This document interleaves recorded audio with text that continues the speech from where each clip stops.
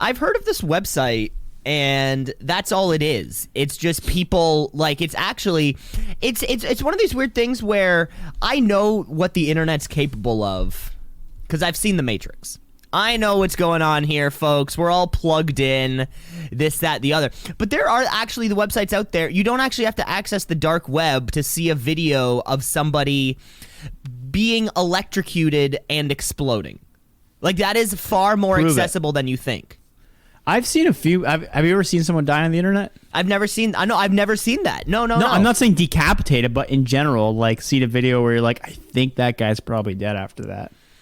I can't say that I think I have, because if it's on YouTube, surely they cannot show a video of somebody being dead on YouTube. I think I saw a video on YouTube the other day of actually, there's a few that I saw on YouTube that I think I got to take down. One was a police chase where it was a guy who was like a tactical guy, and he's like, we're going to examine this body cam footage to see how well this guy did. And then he chased the guy down on a block and then just like unloaded 3 shots into him, Osama bin Laden style. Started to bring up SEAL Team 6. And I think that killed him, but I think they showed that. It wasn't like, you didn't see like in the movies, like blood squirting out the back, slow-mo. And it's like, that's my brother.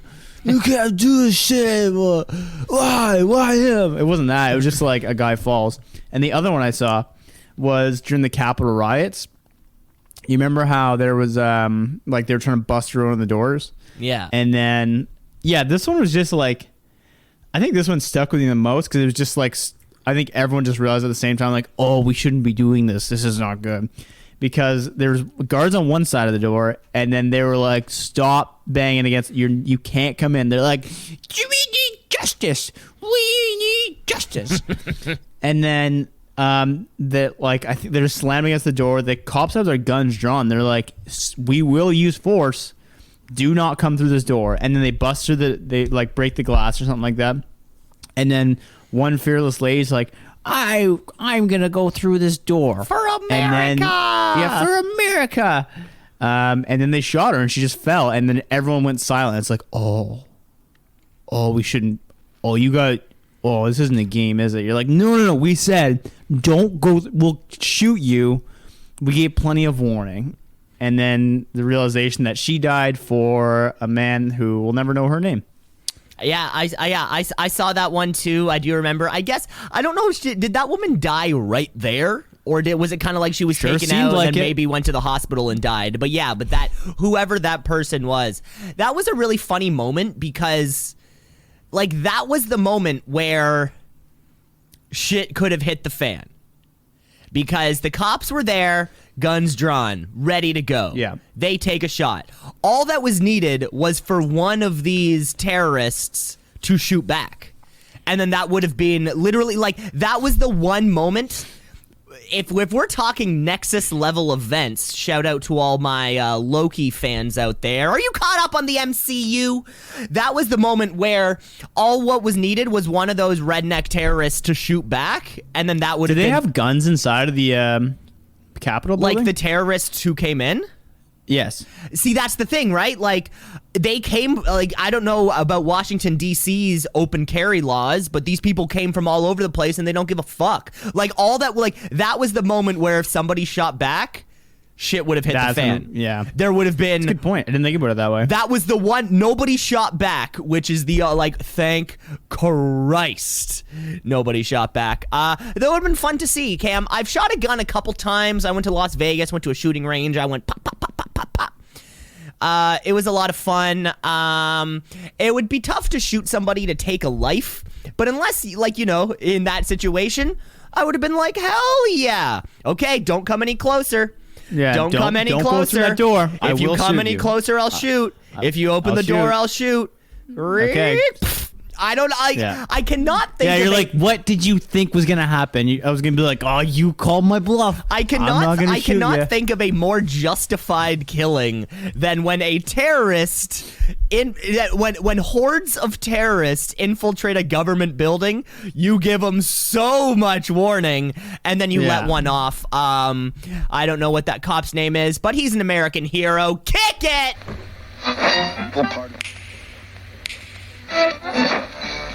Continuing Tonight on Two Cees in a Pod. 96.7 on your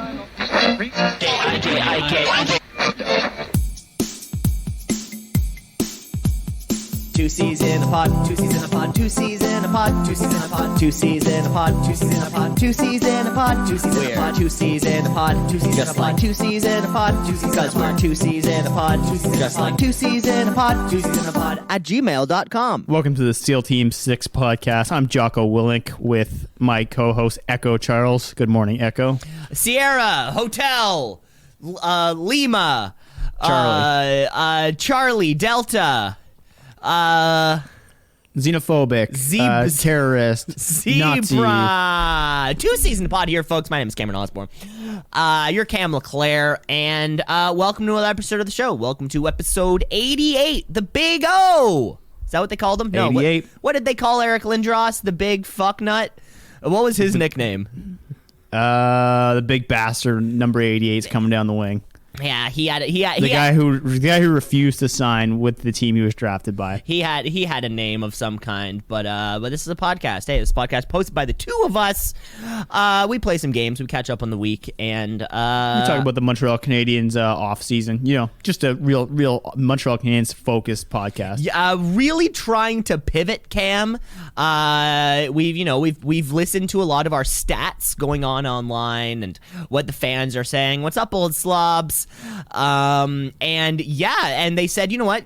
And the responses were really that, neither one of us are Montreal Canadiens fans. However, the people would like to see a podcast about the Canadiens hosted by two hosts who are not particularly fond of the team itself.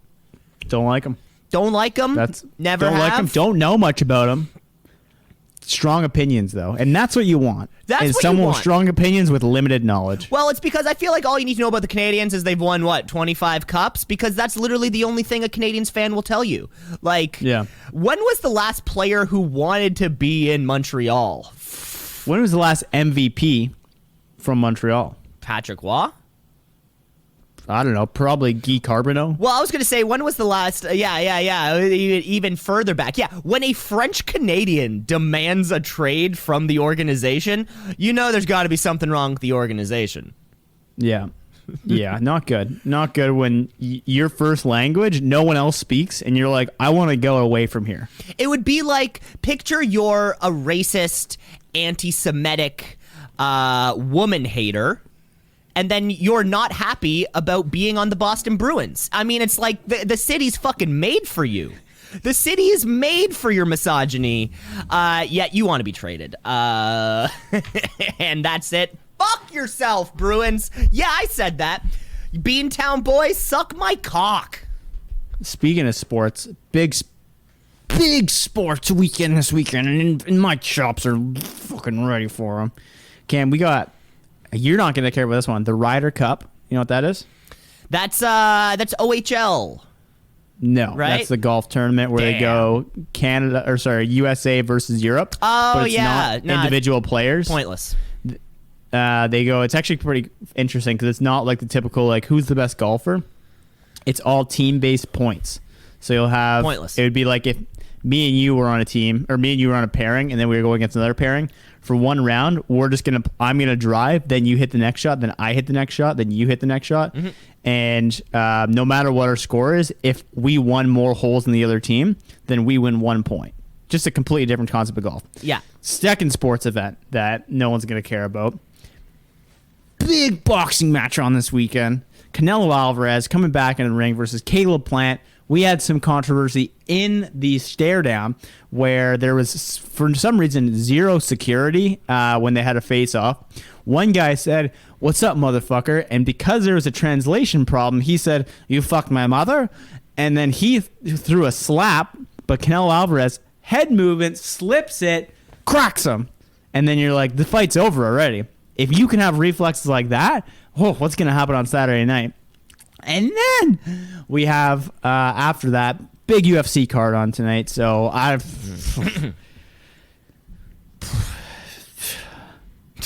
And you watch football, so whatever that happens. Is football good right now? People like that. Baseball's heating up. The Jays are making a push right now, Cam. You're talking about shit that has nothing to do with Toronto. Meanwhile, Toronto is heaped in sports action right now as the Jays make their push towards the playoffs. Is the city buzzing? City's buzzing. They've increased capacity over there at the Sky Dome. Of course. It's not. Listen, you little fucker. It's not the Sky Dome. It's the Rogers Center. It's the Sky Dome. This happened to me a couple weeks ago, maybe just last week, where I kept saying Molson Amphitheater, Molson Amphitheater, Molson Amphitheater, until somebody had to say, where the fuck are you talking about? And I said, the outdoor venue on the water by Ontario Place. And they say, oh, you mean Budweiser Stage? And I say, yeah, but you should also know what it's actually called, which is, of course, the Molson Amphitheater. Interesting. I don't think I may have been there once. I don't really go to many. Shannon went to a show last night. She saw a country show. At probably there at Molson Amphitheater. Yeah, I think that's like the only place doing concerts, really. Like the large scale shows. Yeah, no, it continues to be a fun venue. Apparently, it was a mask on event, and you had to obviously have your vaccine passport to get in. And just no one wore their mask. Everyone's screaming and hollering. So I can't smell anything today. I can't taste anything. I got 106 fever. So but I'm vaccinated, so I'm good. But I think all those things are unrelated, right, Cam? That was because I didn't have the best sleep last night. Yeah, you spent a vicious week there eating a lot of hot foods, just flat out destroying your taste buds. Yeah, so probably unrelated. I would be curious to go a week without the sense of taste or smell, though. Just to see what it's like. Kind of. Yeah, just to grab a raw onion and just go to town on it. Well, I feel like if that were the case, if I'm like, there's no taste involved, I'm just gonna go like the absolute cleanest diet possible, and like morning's gonna be like there's like 30 pills in my shake, and like otherwise you're like this would taste the worst ever. You're like, doesn't that taste like fish oil? You're like, I don't know, maybe. You're like, your breath smells like a raw fish. And you're like, who knows? I don't know. Yeah. Good thing you're not leaving the house. Good thing you're not leaving the house much. No, it's nice to see that people are attending live music again and everyone's passported up and all that jazz. Have you had to use a passport yet? Yeah. Well, actually, we went out to dinner last night and we had to sit outside because a couple people didn't have their like proof ready to go. But I understand. So this was a thing where so we just went out to dinner with like the production designer for the show I'm working on. Canadian born, American lived, has been double vaxxed since March in California, has no idea how to get this fucking proof. So now he's sitting here like, I am double vaxxed, I have ID, but he's like, within that organization, there's no portal there. And we were talking to the restaurant owner actually there at the evening where she's like, she already has encountered like fucking, this somebody was double vaxxed in Germany. And now they're just holding up a PDF document that says, double vaxxed, Germany, check mark. And it's like, it's like not every single country has instituted this thing that Canada, it's if you didn't get double vaxxed in Canada, it is way more difficult to find that proof. Damn. Because, it's not like, especially when it comes to this whole QR code thing and the iPhone has the QR code ready to go. But that feeds off of information from the Ontario Ministry of Health. So if you didn't get the vax in Ontario, then that info will not correspond with the QR code that information needs to be pumped into. What a problem! Yeah, it's right. We had a salute. We just sat on the patio because you don't need to show the proof to sit on a patio. Okay, yeah, but you're like that's a very short-term solution. Very much so. I was with 5 people, and then 2 of the guys I were with are from the Ukraine, where they were both vaccinated here, but don't have an Ontario health card to prove that's who they are. They're like, I have my Ukrainian ID and then my Ontario proof of vax, and then it just ends up being this like, who the fuck's counting this in the first place? It's one of these things that unless you're from Ontario, double vaxxed in Ontario, it's seemingly quite difficult. Well, I was talking to my dad about that too, because he had the opportunity to get a second shot, and he went in, and he's like, what are you giving me? They're like, Moderna. He's like, I don't want it. I had a Pfizer to start with. And I was calling him like, you're fucking crazy. Why would you do that? And then he's like, I don't know. He was kind of like, I don't know if this is going to work or not. And then I thought about it later, and I'm like, I think you made a good move for travel purposes, because everyone's going to recognize the double Pfizer. Obviously not, but like that one, everyone's gonna be like, we know it's the double of the same. If you had the mix and match, some countries might be like, no, that's bullshit. We don't roll without those punches. So he ended up he's double vaxxed now, but it was one of those things where at first I was like, that's dumb, and now I'm like, you're in the same boat, but now you're in a better boat for regulatory purposes. Mm-hmm. Still kind of stupid, but like. What I'm on right now is that I'm pissed or I'm not pissed, but this is where me personally is going to find the disadvantage. My phone dies in 4 hours, especially if it's being used, like if I'm on it for work or I'm taking calls, messages, emails, this, that, the other. 5 hours and my phone's dead. Yeah. And I'm worried that I'm going to find myself in a situation where my phone is or close to dying, and I won't be able to just go eat some food. Or now when I go to the movies, it's like, I better hope I'm at full percent, because just me pulling up my Cineplex app to scan the thing for the tickets and the points and that's probably going to take 15-20% of my battery right there. Right there. Really? Yes. My phone dies immediately. It's a brick, and I love it. But now to access like another application to pull up the file, I'm like, that's going to take another 5%. Next thing you know, I got to leave the house with at least 50%, or I'm not getting in anywhere. Next thing you know, I have a backpack full of batteries. Yeah, now I just have battery backups in my bag. It's going to be hella confusing. You could get one of those cases that has like a double battery on it, so it just makes it thicker, but it does make your battery life double. See, and then that's the whole thing. Now I'm buying shit just so I can be like, it's me. What? I don't know. Why can't I just scan my fucking health card? My health card has a fucking strip on it. Why can't I just go boop? Like, so are you telling me from my phone I can tap my credit card and spend thousands of dollars with my fucking boop on my cell phone, but we can't make a boop for a piece of government registered identification? Well, here's the thought with that. I don't want to get all Alex Jones on you here. I hear you. My thought on that is, scan my health card at a restaurant. Even when someone asks me, like, can we take for insurance purposes, like, can you send us a photo of your identification? I'm like, where are you storing it? Like, I don't, you private company who probably 4 people at your company's password is password, and you're gonna have my information on file in just like a document that says IDs. Fuck that. So that's my thought, is I don't want to scan my health card with all the information and boop, boop.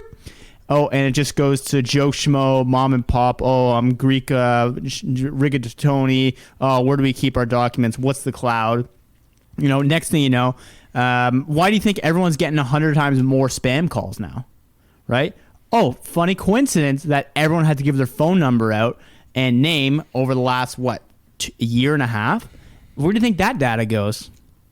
Oh, correlated? I don't know. Look at me. I'm Cam LeClaire, and my ID. I'm just asking questions. Well, look at me. I'm Cam LeClaire, and I'm so valuable that everybody wants to steal my identity. I'm so important. Everybody wants to be Cam LeClaire. I'm wearing a vest. Everybody wants to be me. Oh! Do you know how expensive it would be to have someone steal your identity? That one, like, open up 4 loans for like $50,000 in your name, and then you'd be like, no, it wasn't me. They're like, well, we have no proof it wasn't you. That's what affidavits are for. Then you fucking go to the bank. You're like, that wasn't me. Bloop, bloop, bloop. They give you the money back. It's perfect. Yeah, that works every time. No questions asked. Happened We to- can't even figure out how to get a double shot, but we're pretty sure that no one's going to steal our identity and everything's going to work itself out fine. It happened to me once. You got your identity stolen? Yeah, somebody opened a credit card in my name. It happened to Jess also. They took more money from her than me. But same thing. Sign an affidavit, you get the money back. What's an affidavit? Just says like I was at work that day. No, an affidavit and I swear I didn't kill my girlfriend. is saying it's like a legal document saying like I am not the one who did this. Because obviously, if somebody opens up a credit card and spends tens of thousands of dollars in your name, you're not held responsible for that. That person committed the crime. You got your shit stolen from. You signed the thing saying like, yes, I did not open this credit card. I did not open this loan. If you're lying, then yeah, you're the one who's fucking lying. But if not, then not. You know, I mean, scams do happen. It is difficult to get your money back. But yeah, you're not going to be on the hook for it. So Jamie, one time we were at the cottage and his credit card got popped, like someone got the information for it, and he was looking at transaction on his account. There was like $200 spent at nuts.com. Nice. Know what it was? What? Strictly different types of nuts. I would hope Peanuts, so. Cashews. Yeah. I didn't think so. I thought it'd be something different. I don't know what, but I definitely didn't think it was going to be that kind of nuts. I was going to say, yeah, maybe. When I picture nuts.com, I picture like it's like a specialty toque store, but like toques that you kind of wrap around your nuts to keep them warm. I love that. Or like underwear, like boxers that are built with like a little kind of protective canopy that hangs, so your nuts. Because I mean, Cam, I can only imagine it's literally weighing you down. Well, there's been an update on that. Oh, fucking hell. We'll leave this one off. Thank God, Cam. We'll save it for later. Let's get into the podcast with first reviewing a little bit of last week's episode of the podcast. As our notes and amendments. Notes. We got some notes. We got some notes. Notes. We got some notes. Those my lines. They're my lines, Cam. Well, hey, You have to be sometimes quick. if you're not going to rock be into quick. it, we have the big whiteboard behind us that does have all like the kind of like the weekly schedule itinerary. And Cam, I've been saying this for now approximately 88 weeks. Cam, if you're going to write the schedule on the whiteboard, you need to use dry erase markers. You can't keep using Sharpies. Oh. Because now it's I just like how they write. I know you like how they write. Notes from last week. Nothing too crazy to talk about. We did open last week's episode with a very special edition of Pen Talk. None of us have ever bought pens. We somehow seem to have an exorbitant amount of pens. So in the year 2018, Bic manufactured 2 billion pens in the United States alone. In the year 2018, there were approximately 7.2 billion people on the planet. Which means that even if at a rate of 2 billion pens a year, it would kind of take 4 years, maybe 5 years tops, to, just in the United States, make enough pens so that every man, woman, and child had a pen. Well, let's look at just I've never America, bought a 'cause they- pen. Yeah. Who the fuck's buying all these pens? Where are all these pens going? I used to sell them to offices who bought them all the time, probably because employee theft. I'm saying employee theft. Let me look at the pens I got here, and let me see which ones I stole. Stolen. Definitely stolen. Yeah, stolen. Yeah, but Cam, so now you have all these pens.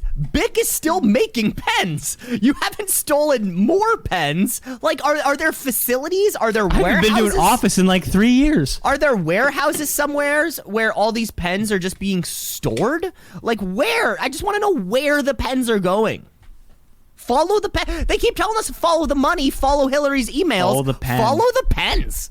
Honestly, the pens Yeah. will really show us what's happening here. Everyone says who's signing the documents. I say what is signing the documents. What is signing the documents? It's all the pens. That's right. Okay, good to know that we'll never run out of pens. Pencil production down? I have no clue about pencil production. I can only imagine the pencil industry has been taking a big hit lately, especially with the lack of, not going to the office. Nobody, all the kids doing school from home. I can only imagine the HB2 pencil market has faltered. Speaking of kids, I had to go get a COVID test this week because I had a cold symptoms. Go in there, have my appointment.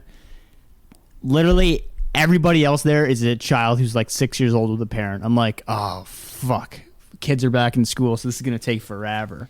And every kid there, super, kids just get sick because their immune systems are just trash. They can't even sit outside without getting a cold.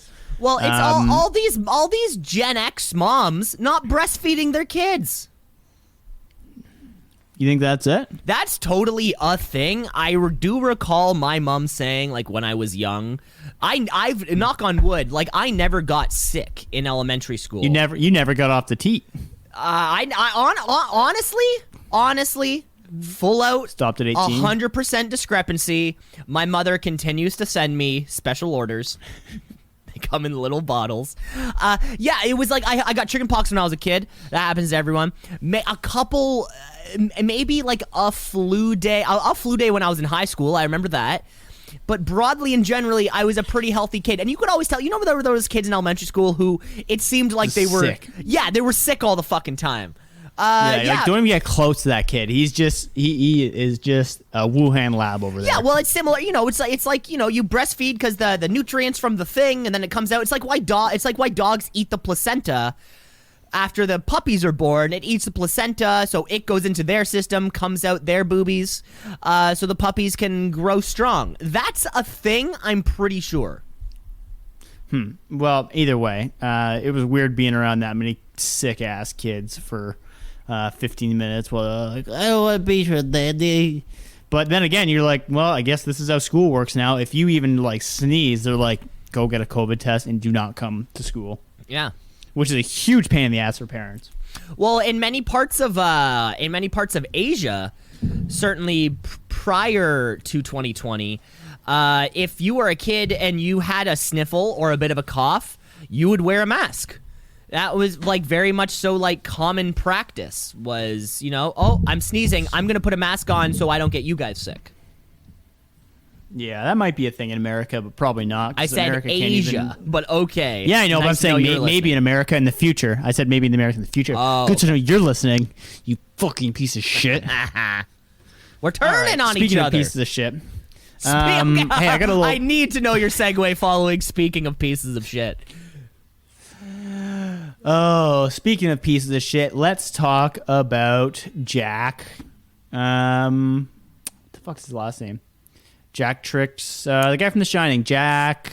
Jack starts You with mean T. the actor's name? No. The character. Oh, Jack, I don't know. Jack Torrance. Jack Torrance. Speaking of pieces of shit, Jack Torrance, everybody. We have a top 5 differences between the movie and the 15-hour audiobook of The Shining. Here's a top 5. Here are 5 tips about things. 5 ways to. No, it's just a top 5.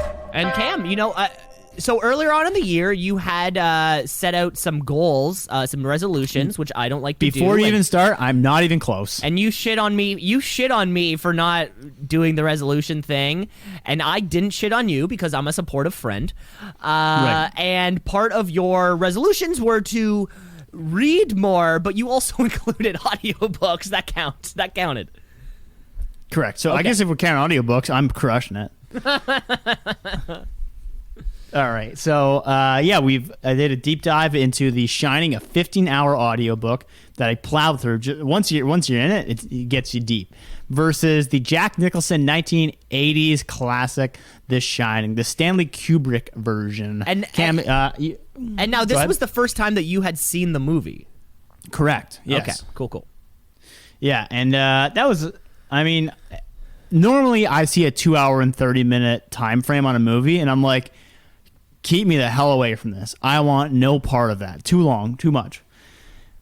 Flew by, first thing, because I was used to listening to 15 hours of a book And I felt like you didn't even include anything in the movie that was in the book. I was one of those guys. I was like, The book is so much better.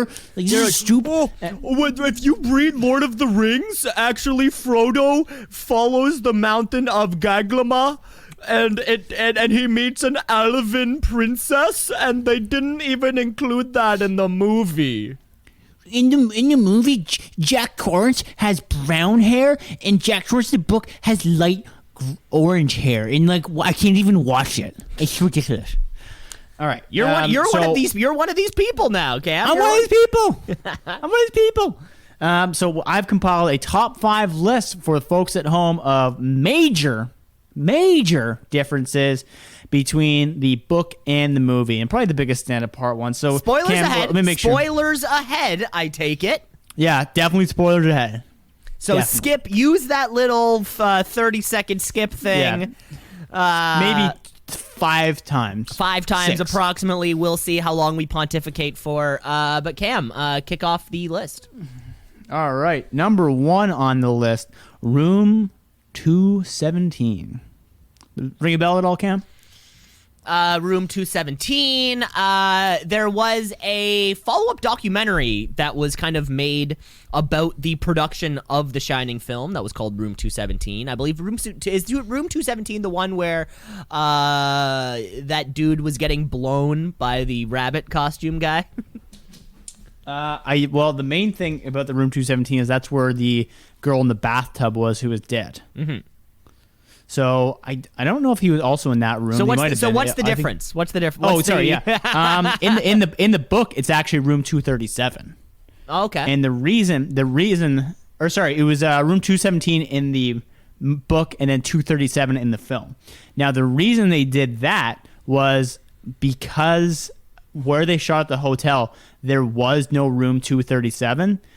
They wanted to make sure that people would not be scared to be in that Room 217 because it was filmed at a hotel in Colorado, and they didn't want to just like lose all revenue for that room. Turns out, following that movie, most requested room 237 doesn't exist. And anything centering around the macabre is certainly going to have a certain. What's the macabre? Like just death. I think that's Spanish for death. Oh, okay. And when you think like a Day of the Dead kind of thing, anything associated with the darkness will have its own set of fans. Dare I say, even fetishies.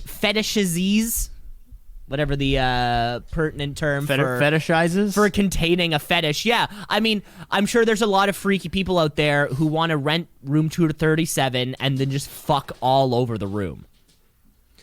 Yeah, I mean, yeah, we'll just be spooked the whole time, right? Like Connor wants to go to Vegas and go to that Zach Branson ghost house thing.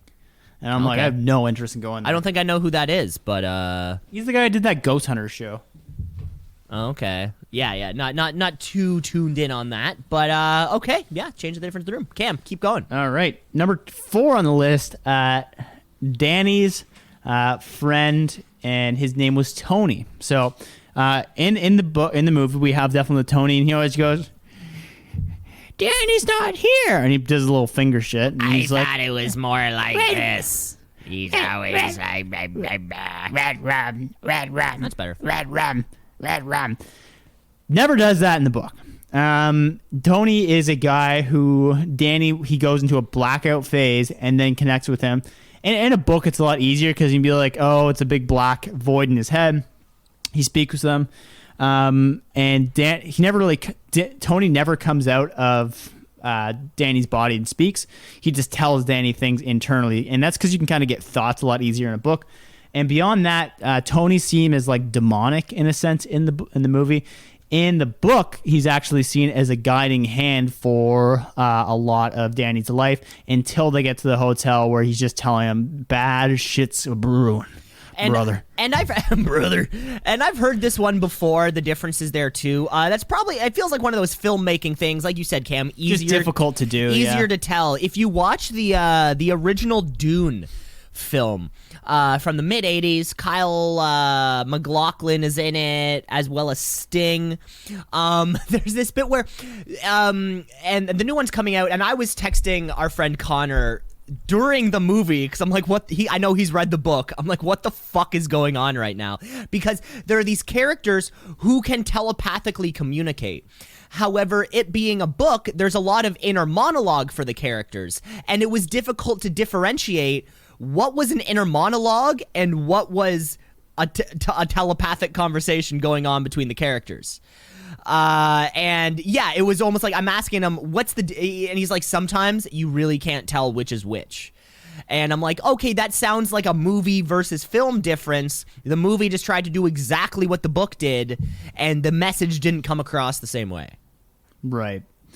Yeah, there's one of those filmmaking things. I think that's the main one for the filmmaking things that was like, that makes sense.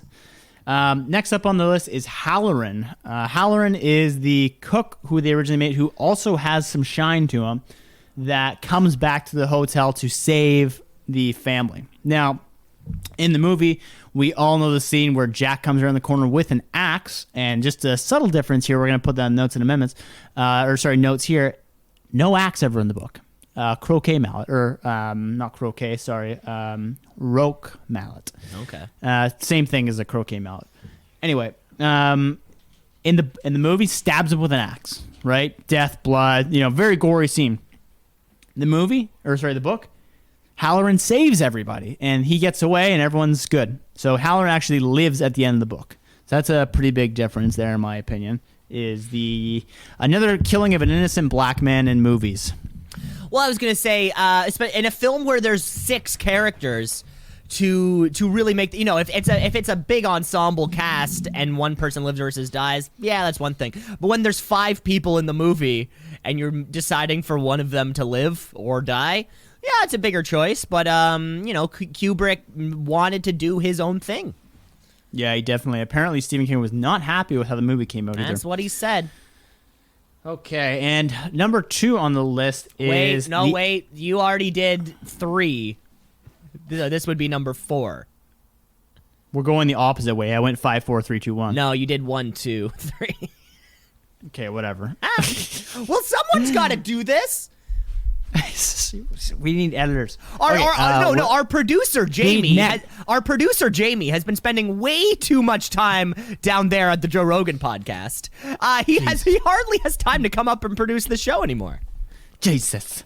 Next up is the ending sequence. So in the ending of the Shining movie, did they kill Jack? He dies in the snow. He gets stuck in the maze and he freezes to death.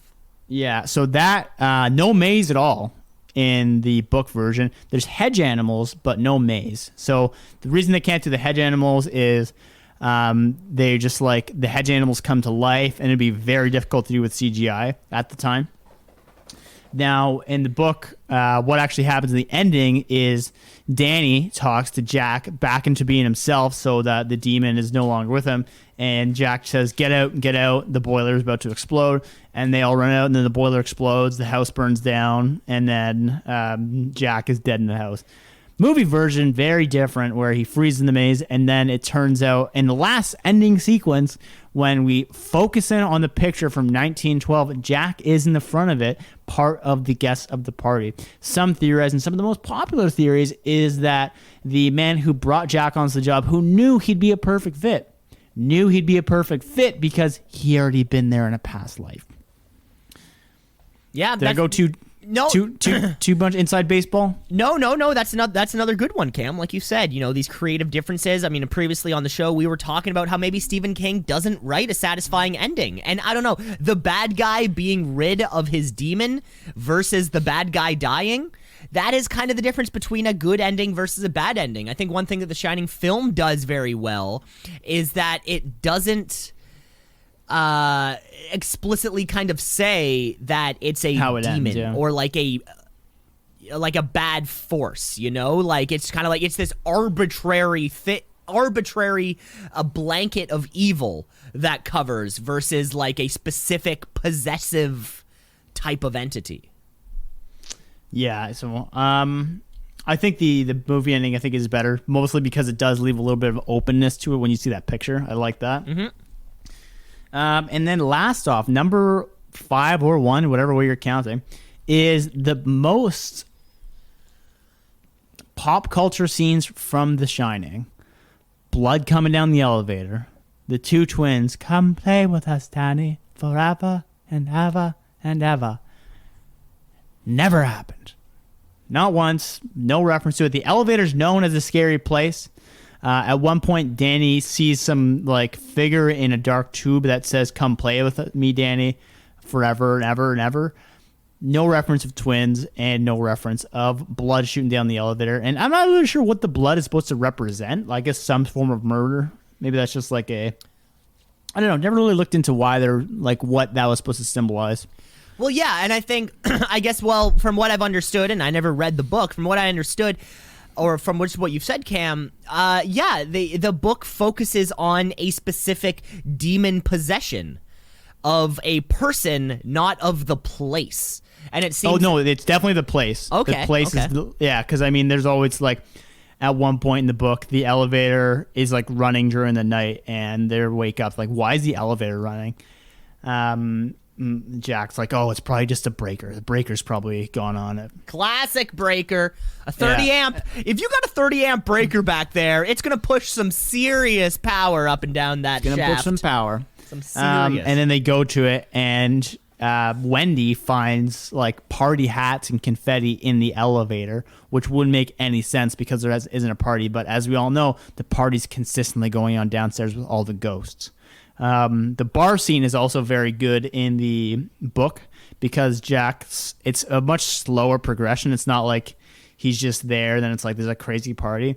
It starts off with him being like, I smell gin. Like I smell it. I can almost taste it. Yeah. And then like things kind of evolve and evolve and evolve, and you see like characters there who you didn't know that were there, and much more backstory. Fantastic book. Would highly recommend.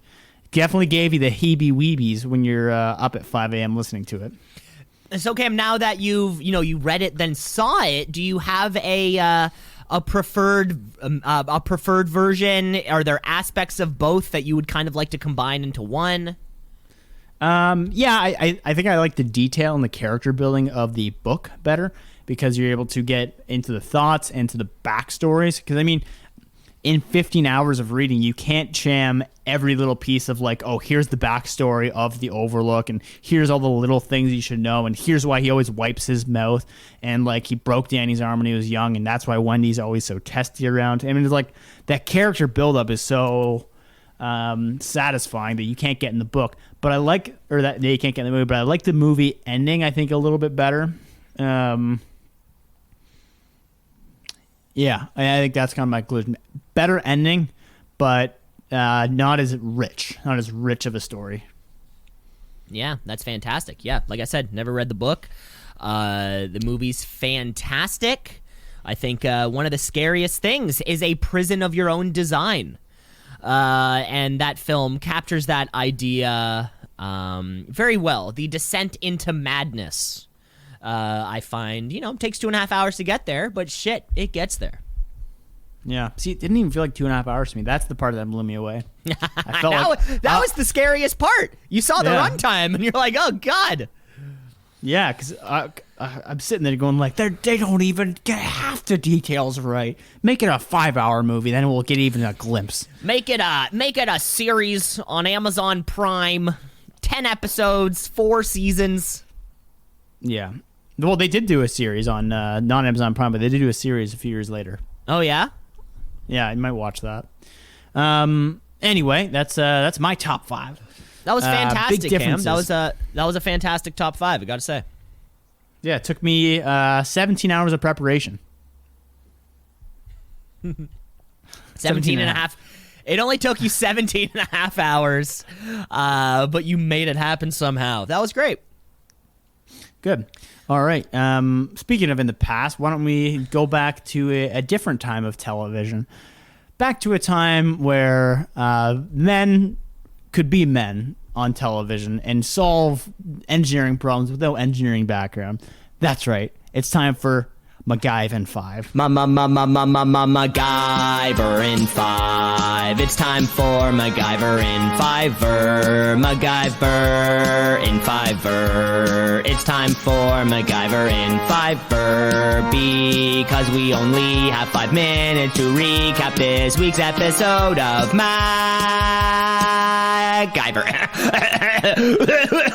That's right, Cam. Every single week, Every fucking week.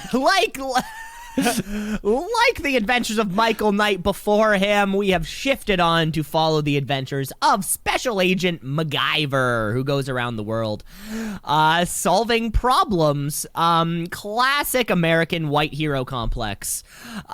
Is he an engineer? I don't know, but he sure seems to be intelligent like one.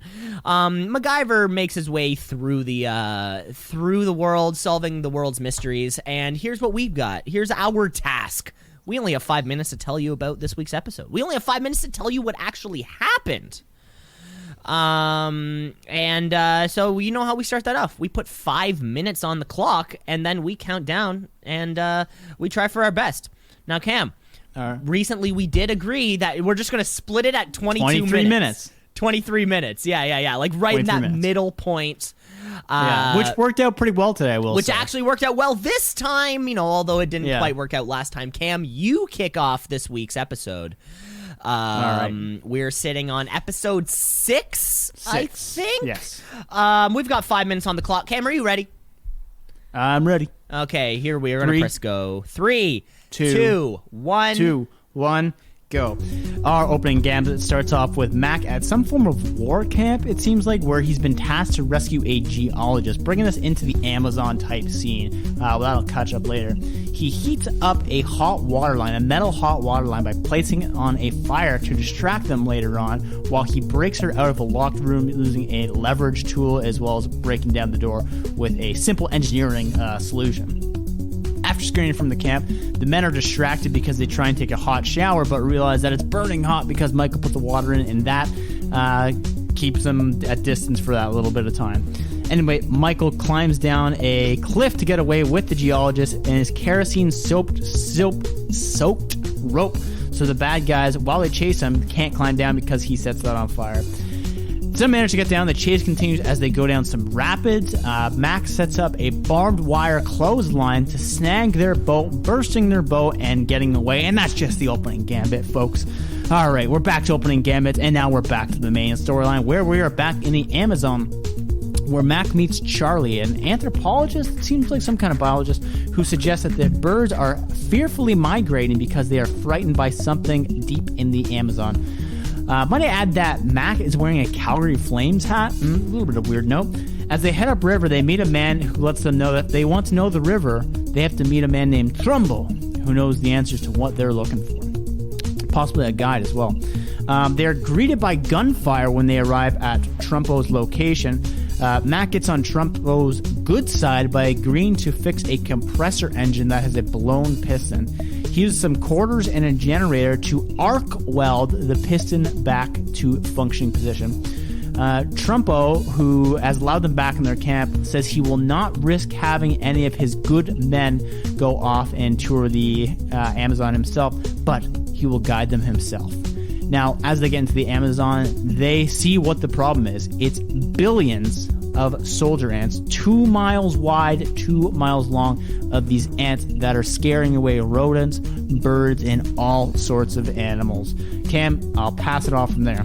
Yeah, like you said, if even the rats are running away, you know something has to be amiss. And there, these huge soldier ant hills. While we're walking through the jungle, we hear what sounds like a damsel in distress, and when we follow the noise, we see a village being attacked by all of these ants, and a woman is trapped under a bathtub. They attempt to save the woman with a pulley system. They get her out, but our dumbass ornithologist, the study of birds, Charlie, wants more photos of the wildlife, and the ants end up getting eaten, he ends up getting eaten by all the ants.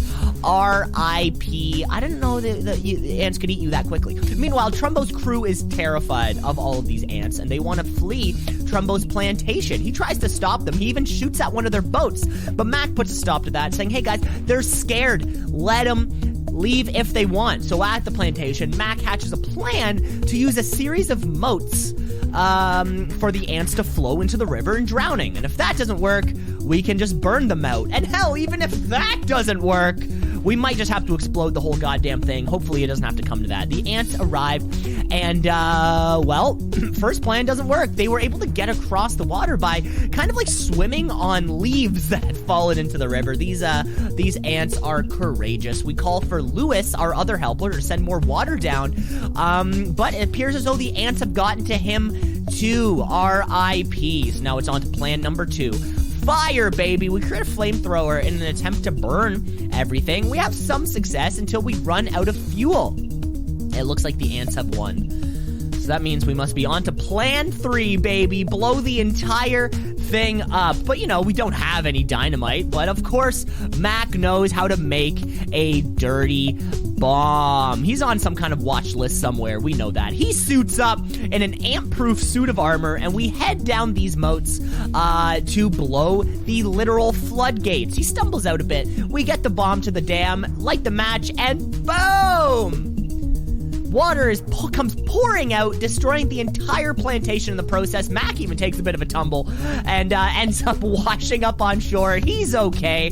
Mac saves the day once again, and Trumbo is happy. He's limping, oddly, and he invites us back to come by in a year to see the regrowth of his once beautiful plantation. Saving the day once again. 5 seconds to kill. Calgary Flames, go Larry McDonald, and that's it. Boom. Okay. Yeah, what was up with that Calgary Flames side? That was a weird little thing they had in there that I immediately picked up on that probably most people didn't. Yeah, I saw that right away, too. I wonder, who knows? I'm sure there could be a thing. Maybe like one of the screenwriters was Canadian, or one of like the costume guy was Canadian, and they're like, yeah, sure. Like, it's just a hat. What's the difference? And they just slapped it on him or something. I feel like that was before. It didn't stay on for long either. And I feel like 86 may have been before you needed to get registered trademark, you know, like you needed to get approval for pieces of artwork. So maybe it fell in some kind of little thing right there. A little bit of a loopy holy. Yeah, okay. But that was it. Come back with us next week when we've got episode 1. We've got episode 7, I think. This was episode 6. This is 6. So next week we've got episode 7. Great to see those opening gambits come back. Yeah, hopefully they stick around because they are meaningless except for the plot. They get him there. Setting. They get him to the place he needs to go, and then following after that. Yeah. Okay, should we crack off with a final game of the evening, Cameras? Yeah, we can do whatever you want. Alrighty, mister. Cameron, this is a game where we scour the internet for headlines to figure out what's the truth and what's a lie in a silly little game called Headline or Asinine. Hey, headline or asinine.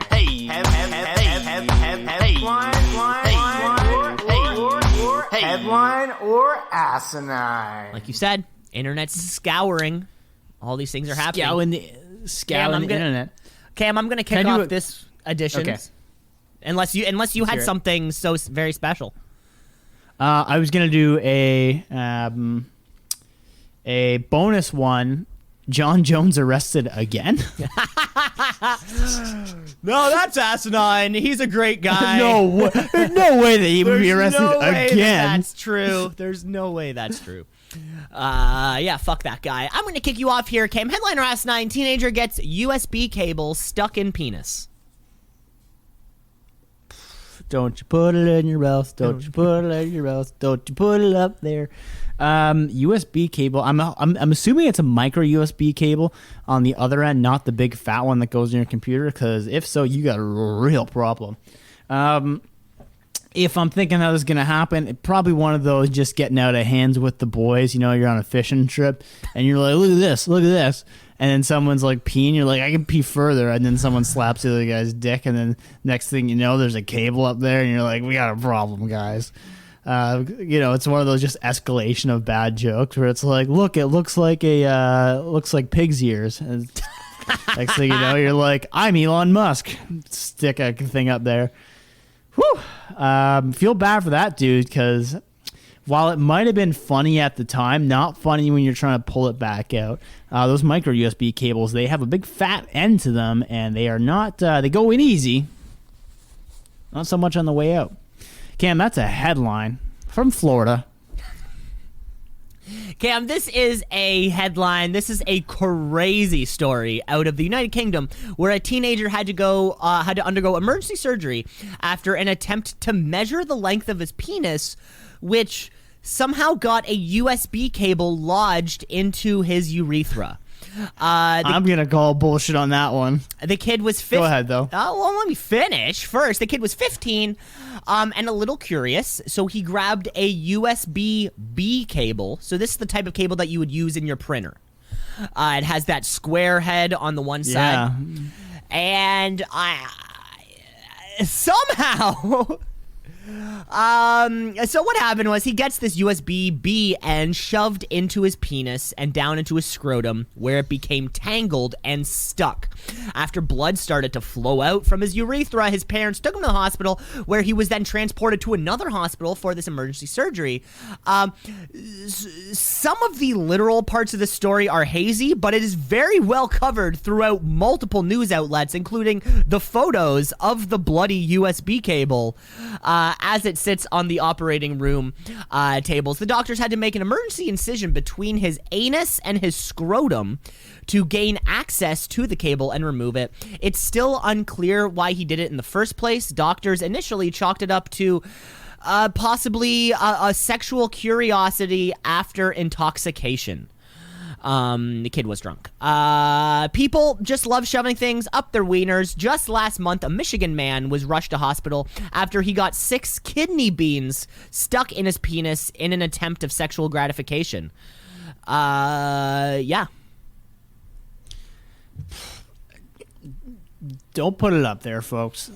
PSA from the Two Cees boys. Yeah.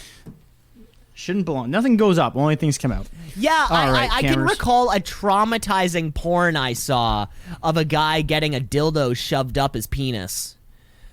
And I saw it big for was it? like a split second. You know, it was one of those, like, you're at a sleepover when you were 13. And, No, I wasn't watching that at 13 with yeah. my friends. Yeah, it was a weird one. It's like, I can remember seeing it. Oh, yeah, it's fucked. All right, Cam. Well, speaking of nether regions, is steeping your balls the future of male birth control? All about cocks and balls here on this week's episode. Now, steeping your balls. You know, I've heard those sorts of things, right? Well, where they will say for men, you know, if you wear tight boxers or tight pants, you know, you're cutting off the blood flow, you might kill them. You know, certain foods or drinks, you know, something might, you know, kind of lower your sperm count. So I can only imagine it goes the other way. You know, if you're, let's say you're hoping for fertility, you know, maybe keeping them a little warm, or maybe a little cold. One of these things may actually help produce sperm count. Steeping your balls is a funny way to put it, because it's almost like somebody was sitting there going like, how do I call this teabagging without calling it teabagging? And they ended up with steeping your balls, which is very funny. I just picture you have like a little, almost like a dog bowl size of a dish, you know, big enough that you have to squat over top of it. Is it a seat situation where it's almost like, you know, like a toilet seat you can sit on that has a little reservoir for warm water, maybe with some Epsom salts in it? I really don't know, but if it's going to bump up my sperm count so me and my buddies can both jack off in a tube and see who's more of a man, I'll do anything to win. So I got to say, this is a headline.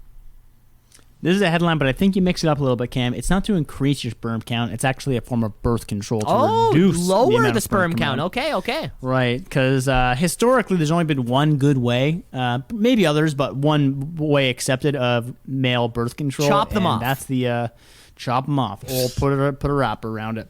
Now, this way is actually developed by a woman who probably was a little frustrated that she had all the burden to bear. Who came up with an ultrasound device that would have warmed water that looks like a satchel. The satchel itself would be controlled by a doctor who would put the right amount of water in depending on the testes size.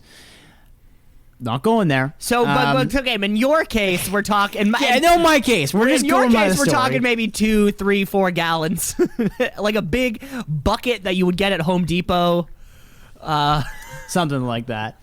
Now, once in there, it actually creates ultrasound waves, which you don't feel, but the testes will stop production for 6 months' time, so that you will no longer be able to make babies. So, simple way, after 6 days, it is effective.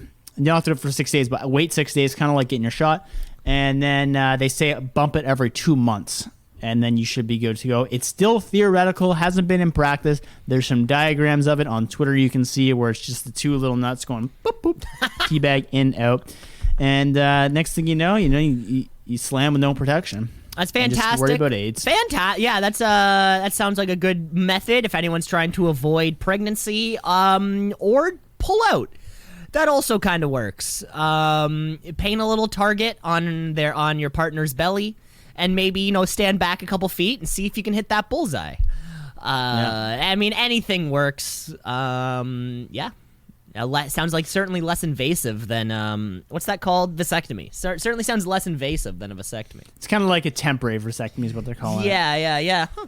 Interesting. Okay, Cam, I've got one here for you. Headliner Asinine.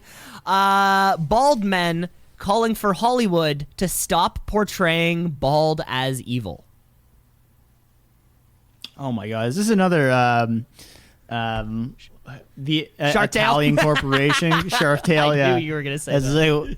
Of course, because it's just like, man, it was the Italian American standards in film or whatever they were called. The next thing we're gonna see is like dairy cow or dairy production mad that evil guys keep drinking milk in bad guy films. It's like, no, come on. Is there an association of bald men? That's the first question. And are they like, who's going to those meetings? It's like, I imagine 12 bald guys in a circle be like, my name is Cameron. I lost my hair 12 years ago, and I identify as a bald man. Hi, Cameron. Right? Smooth as a cue ball. I picture the type of thing where like you have to check your toupee at the door.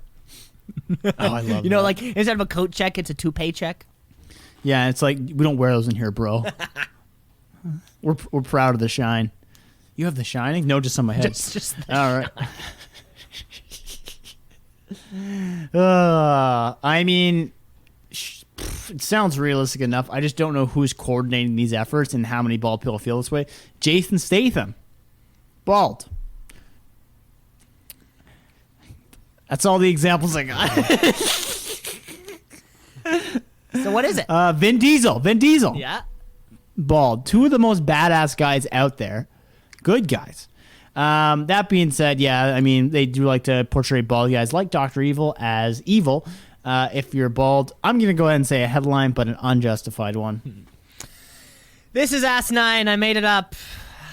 Fuck. I made it up. That's I knew okay. I'd get you with the Shark Tale thing too. That was really my motive for that.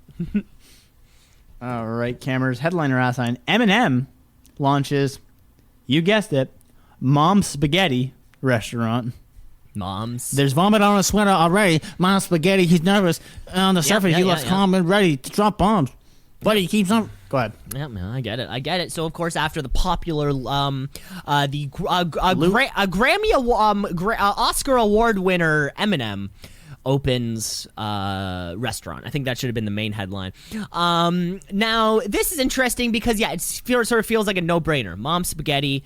Everybody knows the lyrics. That's so funny, but like you just said it, and there's vomit on his sweater already. Mom's Spaghetti. Like you would think the last thing you would want associated with the food at your restaurant is you having just vomited it up. And although yes, you see the movie, you listen to the song, it's vomiting due to nerves. We get it, but like, I wonder if that's part of the deal. You're like, hey, you want some of that Mom's Spaghetti? I can't wait to vomit on my sweater already. It's sort of like it's a two-parter. To have the full 8 Mile Marshall Mathers experience, you eat some of this shitty Oh, by the way, this is 8 Mile road level spaghetti. Like, this isn't fine dining. This is shitty noodles, shitty sauce, maybe some salt and pepper slapped together. Like, there's no way that this is nice spaghetti. The trailer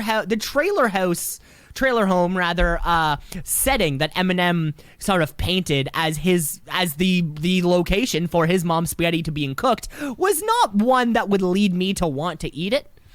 It felt very like mom's spaghetti was a euphemism for canned spaghetti, but he just called it mom's spaghetti and he threw it up. Seems like a no-brainer. He would open the restaurant in Detroit, but I don't think. I think with the comparisons to the vomiting, I don't think it sounds real. So I'm gonna say this one's asinine. This one is a headline out of Detroit where he is opening up next week an Italian-based spaghetti shop like a mom's spaghetti. Where he's actually had quite a bit of success doing this as like a food truck type style, where he's driving around, saw the success there and said, we're going to double down and make a restaurant out of this in Detroit. I really was hoping that it would have a bunch of puns and everything, like on the surface, clams and ready, That's funny. Something like that. But just a very traditional spaghetti place, nothing to do with vomit. And he's going to be the franchisee of it, hoping to expand as things go well. So now, is Marshall Mathers in the kitchen? Is he back there calling out the orders, mixing the pot? Is he back there doing stuff? I think he just gives the money. I mean, I got to say, he's got to be pretty damn close to being a billionaire by now. I can't imagine that he's actually cooking the spaghetti. He's probably one of the wealthiest rappers ever. So it'd be hard to picture him in the kitchen doing stuff, yelling out orders. Yeah. Headline, though. That's fantastic. Check it out if you're in Detroit. Cam, headline or asinine? God, real theme going with this week. Utah woman scammed into shaving her head.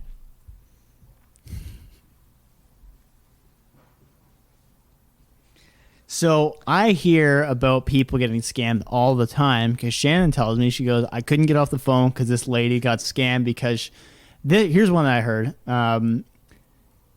She got scammed from a frauding company who said they were investigating fraud from a fraud of her past. Just like, make sure you pay me on PayPal. Yeah. That should be a sign that you're getting scammed. No one accepts PayPal as a legit business. Or like Western Union works really well. We can give you a discount.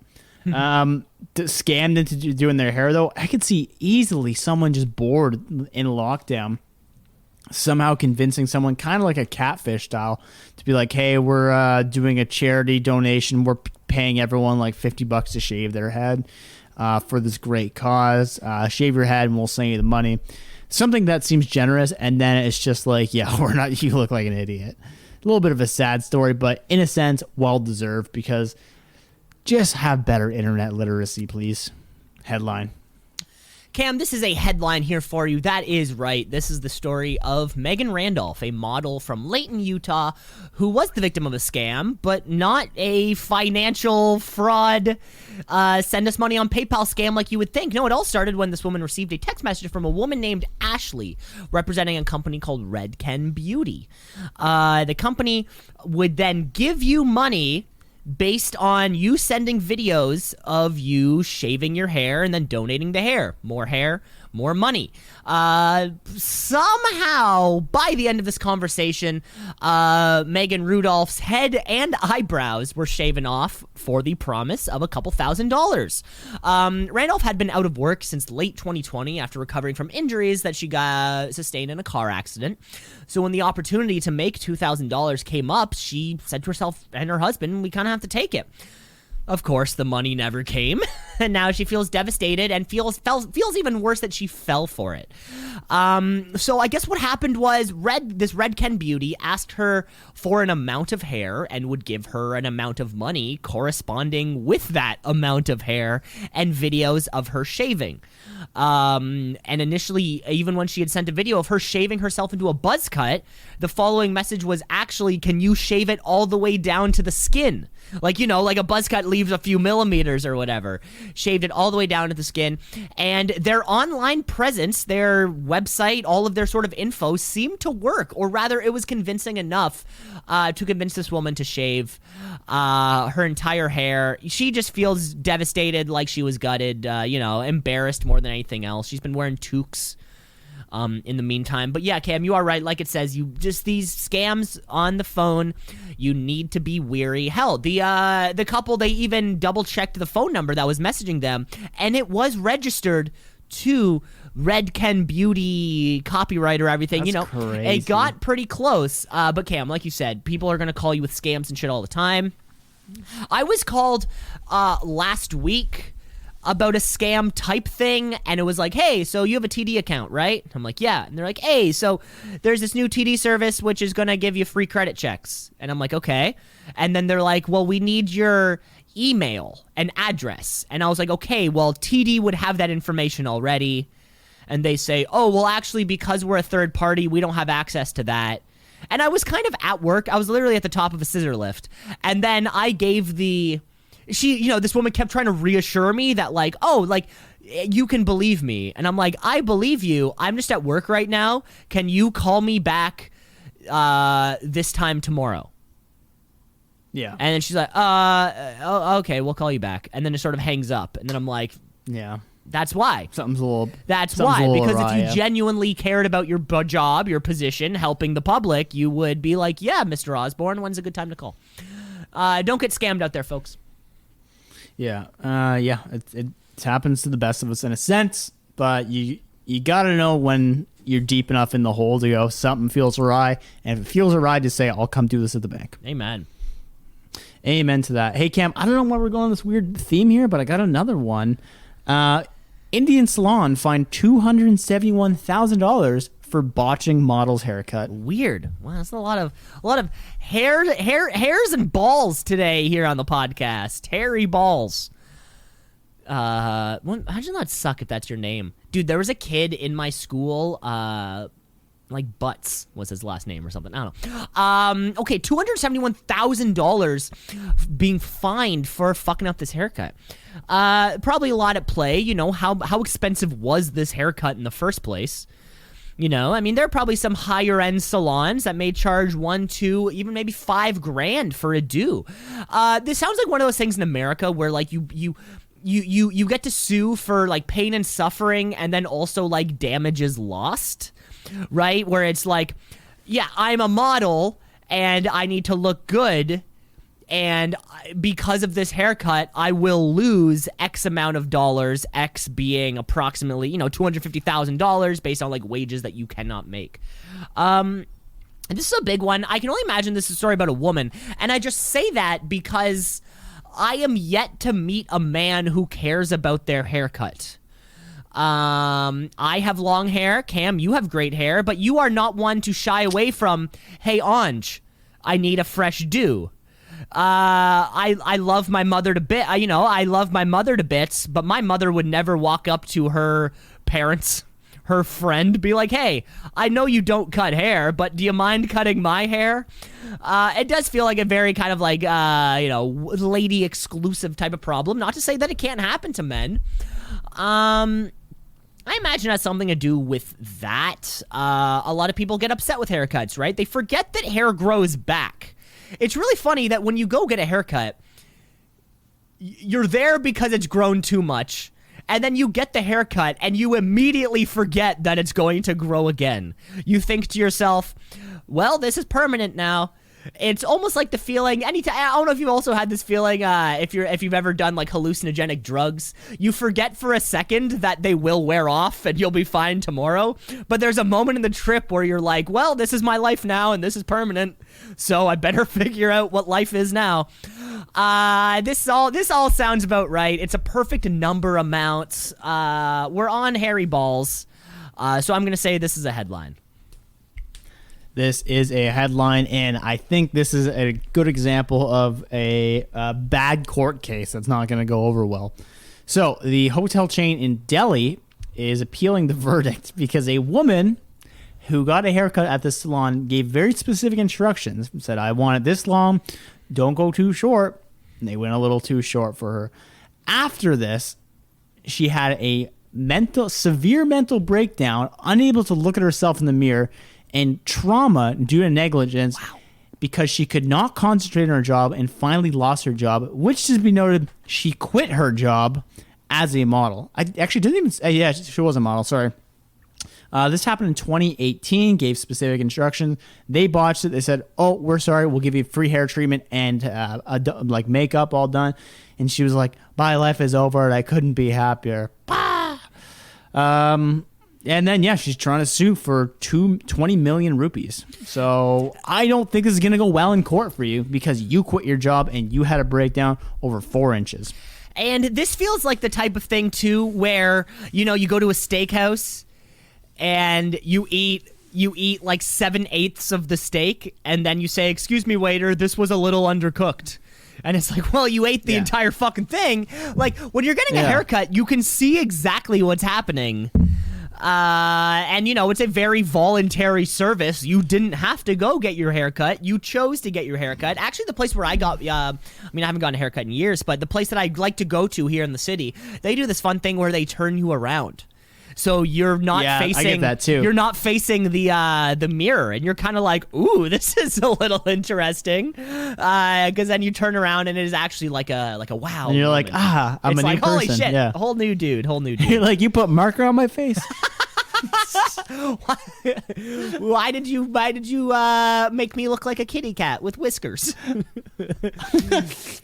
All those types of things. So watch out where you're getting your hair cut. Watch out who's telling you to cut your hair. And be sure to keep things away from your penis. I think that's what we learned on this week's headline or Asinine. And God, that's probably what we learned on this week's episode of Two Cees in a Pod. Thank you for listening, folks. Remember, you can rate, review, like, and subscribe. The show is all over the place. And God, you know, we're 11 episodes away from that big hundo. Yeah, we're so close, and we have no plan for it. Probably coincide with some sort of live show. I think I have followed out throughout the calendar, and it will correspond with your birthday-ish. By that time, I will also be living in a new apartment. You know, I'll have a new studio of my own, so we'll be able to make something happen. Something's got to happen. Something. We'll see. Yeah. We'll see. Hey, thanks for. Did you already say your thanks I already for said watching? I'm waiting for your. Never forget. People. My fact. Yep. Never forget. John Jones holds the record for fastest time being arrested after a Hall of Fame speech. I'm Cam LeClaire signing off. Take care, folks.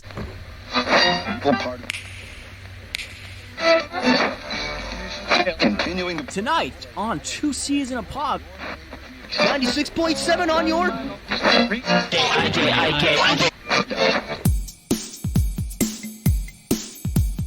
Two Cees in a pod, 2 Cees in a pod, 2 Cees in a pod, 2 Cees in a pod, 2 Cees in a pod, 2 Cees in a pod, 2 Cees in a pod, 2 Cees in a pod, 2 Cees in a pod, 2 Cees just like 2 Cees in a pod, 2 Cees because we're 2 Cees in a pod, just like 2 Cees in a pod, 2 Cees in a pod at gmail.com.